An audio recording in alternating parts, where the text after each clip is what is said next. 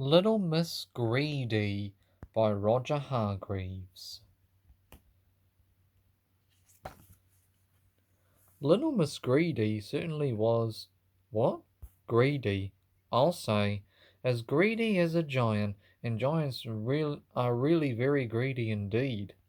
Little Miss Greedy lived in Cherry Cake Cottage.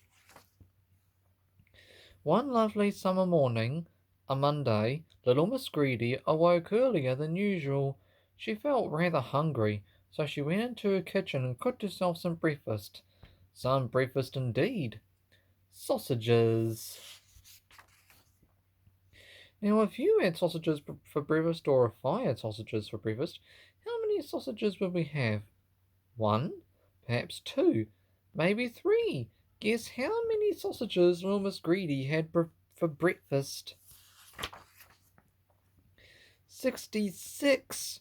Go on, count them. 66 succulent, sizzling sausages, which is difficult to say and even more difficult to eat, unless you're Little Miss Greedy. Little Miss Greedy cut the last sausage on her plate in two and popped one half into her mouth. She sighed contentedly. That was nice. She thought to herself, now what else shall I have? Guess what? Toast. Now, if you had toast for breakfast, or if I had toast for breakfast, how many slices would we have? Perhaps two, maybe three. Guess how many slices of toast little Miss Greedy had for breakfast? 23. 23 thick, tasty slices of tempting toast. And marmalade. Just as little Miss Greedy was licking the last crumb of her 23rd slice of toast from her lips, there was a knock at the door of Cherry Cake Cottage. It was the postman. Letter for you, little Miss Greedy, he said cheerfully. Oh, good, smiled little Miss Greedy, for she liked it when someone sent her a letter. Would you like a cup of tea while you're here? She asked. I'm going to have one. One indeed. Just look at the size of little Miss Greedy's teapot.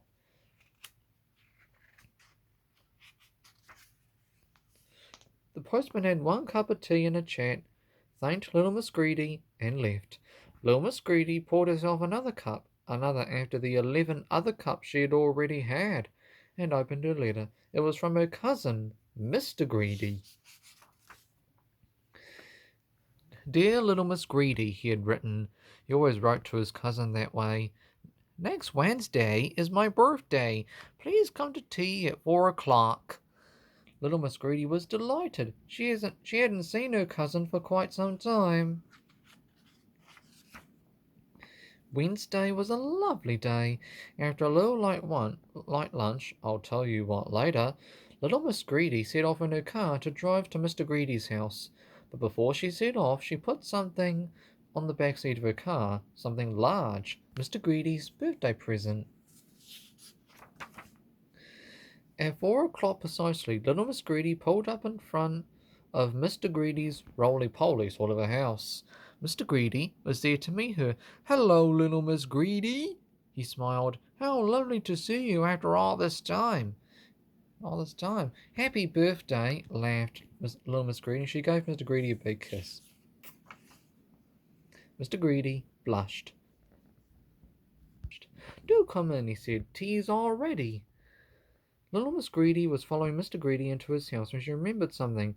You know what it was, don't you? That's right, Mr. Greedy's birthday present. Wait a minute, she said. Can you help me lift something out of the back of my car, please? She smiled. It's rather heavy, she added. Certainly, agreed Mr. Greedy. Presents. Ah. There on the back seat of little Miss Greedy's car was the biggest birthday cake you've ever seen in all your life. A huge, enormous, gigantic, colossal currant cake with thick pink icing on top and a strawberry jam in the middle. I only put one candle on it, explained little Miss Greedy as they carried it to the house, because I've forgotten how old you are.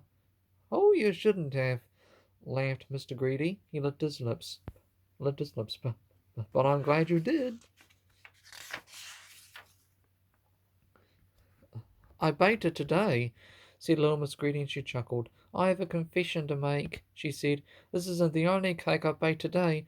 The first one looked so delicious I ate it for breakfast. She chuckled again. And the second one looked so delicious, she went on. I ate that one for my lunch. Mr. Greedy grinned from ear to ear. Time for tea, little Miss Greedy, he said. The end.